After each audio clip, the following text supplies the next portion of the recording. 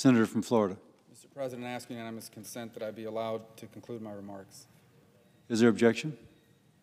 Without objection. Thank you, Mr. President. 2 weeks ago yesterday, a tragic incident in Parkland, one of many that has impacted our country over the last decade and beyond. And both that community in Parkland, Florida, the residents of the state of Florida that I represent, and frankly the entire nation have demanded not just action, but immediate action. We know, and anyone who watches this process is well aware, that there are deep differences on how far and how much we should restrict the Second Amendment right of every American. We know that there are deep differences about whether or not some of those proposed restrictions work. And I imagine that those debates and those differences will not be easily resolved and will continue. But I also know that there is widespread support and agreement that we must act now, as soon as possible, to do everything we can to prevent another tragedy like Parkland from happening anywhere else ever again. That is a consensus position. No matter where you fall on this debate, no matter how far or how restricted restrictions on gun sales in America should be, no matter what your views are on that, I don't know of anyone who's in favor of school shootings, and I don't know of anyone who's in favor of seeing another one happen. There is common ground in that regard. And what I've tried to do over the last couple of weeks is to undertake efforts to determine what changes in federal law not only could have prevented this attack, but could prevent future ones. In that vein, I've met with state and federal law enforcement investigators involved not just in this case, but in gun laws in general. I've met with students and with teachers from Marjorie Stoneman Douglas High School, including 2 teachers that were injured in the attack. I've met with school board administrators, with the community at large, including an appearance last week at a nationally televised town hall. I've been in constant contact with several of the parents of victims who lost their lives. And I've also spoken to experts in firearm sales. Spoken to a number of federally licensed firearm dealers that talk to you about some of the frustrations they have with our existing law and their inability to address people that ultimately turn out to be individuals who should not own any gun of any kind. And so based on these meetings, based on all of this input, based on all the other research that's out there leading to this, the first thing I want to say, I actually believe this attack could have and should have been prevented if current law had been fully enforced. This killer was a well-known danger to the school district. He was a well-known danger to the Broward Sheriff's Office. He was a well-known danger to his neighborhood. He was also the subject of 2 separate and specific warnings to law enforcement agencies, a call to the Broward Sheriff's Office last November, a call to an FBI hotline in January. In essence, we are always telling people, if you see something, say something. People saw something, and people said something. And other people saw it as well over a course of time. And yet, somehow, this deranged and violent individual was able to pass a background check and purchase not 1, but 10 separate firearms. And this deranged and violent individual was ultimately able to walk right into a school a few minutes before dismissal and take the lives of 17 innocent Floridians. This tragedy is the result of a massive, multi-systemic failure. A failure involving federal agencies, state agencies, local authorities, who all failed to both identify the threat that he posed and coordinate a response to stop him before he took action. And it is this failure which I hope we will focus on by addressing the shortcomings and vulnerabilities in our current laws and in our current policies.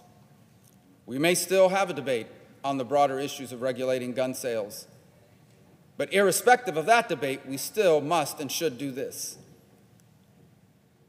So today I wanted to come here for a few minutes and announce a comprehensive plan, not a simple bill you just vote on and move on, but a series of measures that I believe could prevent these attacks before they happen, and that also help schools protect their students and their teachers. And I believe these ideas should all enjoy bipartisan support, and if passed, could and should help prevent the next potential mass shooting. These are ideas that I outline not just because they work, but because I believe we can get the votes to pass them. 60 votes in the Senate, a majority in the House, and the signature of a president. That's what it takes to turn an idea into a law. And these ideas that I'm about to outline both work and I believe could enjoy that widespread support. One of the things we've learned is that our schools are woefully unprepared to prevent attacks before it occurs. Furthermore, during my visit to the site of the attack and my follow-up meeting with teachers at the school, I learned of various changes to school facilities and practices which could have stopped this attack or improved the response.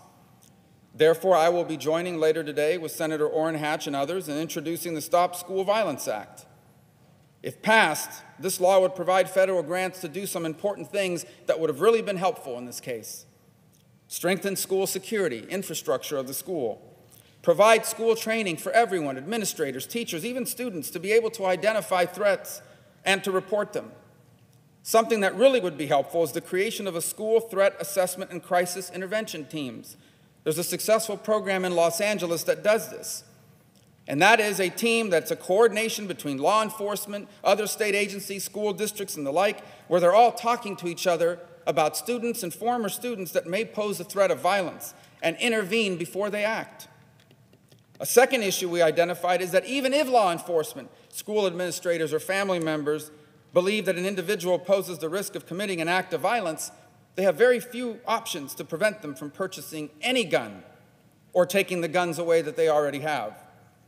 Therefore, I intend to present a new law, perhaps in coordination with others that are working on it now, that will lead to the creation of gun violence restraining orders, something that will give law enforcement and close family members the option of obtaining a court order to prevent gun sales or remove guns from individuals who pose a threat.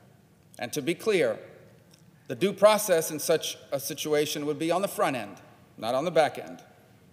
The third issue we uncovered is that federal law appears to discourage school systems from reporting dangerous students to law enforcement. I don't support criminalizing all school conduct or school misconduct, but a student who has threatened violence, who has exhibited violent behavior, needs to be reported to law enforcement. A student that's committed a crime by issuing a threat of death using social media, that is a crime under Florida law. That needs to be reported. But under Broward County school policies, pursuant to something called the Promise Program, reporting a student, a dangerous one, to law enforcement is the sixth step, step 6 in their plan.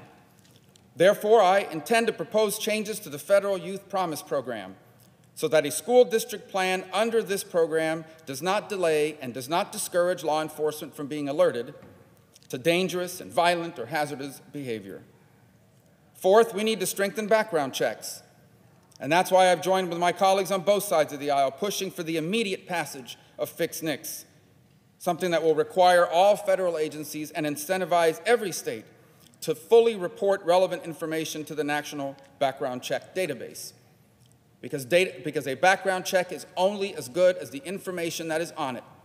And this deranged killer was able to buy guns on 10 separate occasions because he would have passed any background check, because none of the stuff that was known about him was reported to that system.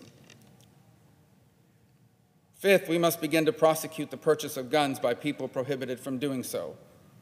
Next week, I hope to be joining a bipartisan group led by Senators Toomey and Coons in filing the Lie and Try bill, which will require the FBI to notify states when someone who's not allowed to buy a gun tries to buy a gun and fails the background check, so they can be investigated, so they can be prosecuted.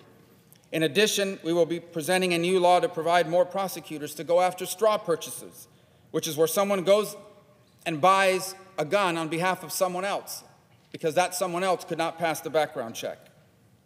Now, there are some additional reforms that I'm open to. The possibility of looking at the age limits on semi-automatic rifles, the notion of looking at what could be done with high-capacity magazines. We'll continue to explore and look at those. These reforms do not enjoy the sort of widespread support in Congress that the other measures I've announced do. And in order to successfully pass, these ideas will have to be crafted in a way that actually contribute to greater public safety, but also do not unnecessarily or unfairly infringe on the Second Amendment right of all law-abiding adults to protect themselves and their families, to hunt, or to participate in recreational shooting. But ultimately, there are things that we can do that have widespread bipartisan support, that we can act on, that we can get passed, that will actually make a difference. These are impactful things. And I just urge the Senate and the House, all of my colleagues here, do not hold hostage a piece of legislation that would work and that we all support, because it doesn't have everything you want. There are things we can act on and do, and there are things we can continue to argue over, debate, and perhaps do in the future. But on the things that we agree on, and they happen to be things that could have prevented this attack and will prevent future attacks, let's get those done. I've outlined those here today. There may be others. But we owe it not just to the victims and the families of Parkland, but to all Americans everywhere. For this attack may have happened in southern Florida, but there's no reason why it can't happen somewhere else, and I fear will happen somewhere else. If we do not fix the deficiencies and the flaws in our policies, in our laws, and in the way that they are enforced. We have learned from this incident what is wrong with our system. Let us fix it. And we have an opportunity to do so while we continue to debate and work on the issues that we do not agree on. And that is what I hope we will do. And that is what I commit to doing everything I can to achieve. With that, Mr. President, I yield the floor.